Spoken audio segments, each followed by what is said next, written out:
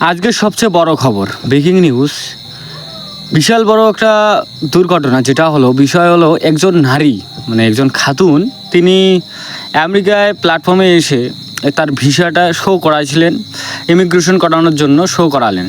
সেখানে দেখা যাচ্ছে যে একটি দেশের নাম টোকিও, সেই দেশটি এই পৃথিবীতেই নেই, ঠিক আছে। এবং কি যে তার পাসপোর্টটা যে আছে, ঠিক আছে, সমস্ত দেশের মধ্যে এই পাসপোর্টের কোনো মানে ভ্যালুয়েশনে নেই। এবং এই পাসপোর্টটি যেগুলো অন্য অন্য জায়গায় গিয়েছিলো, অনেক কিছু অনেক কয়টা আরও দেশের নামও ছিল, ঠিক আছে, ওই দেশগুলোরও মানে সেই সিল মার্কগুলো রয়েছে এবং মানে সবগুলো এপ্রুভাল, সবগুলোই ঠিকঠাকই আছে। মানে একদমই যেভাবে সিল মার্ক দেওয়া হয় আমাদের প্রথাগতভাবে, আমরা যেভাবে বাইরের দেশে যাই, ভিসা একটা সিল মার্ক থাকে, থাকে, সব কিছুই সেম ওর, কিন্তু দেশগুলোর নাম আলাদা।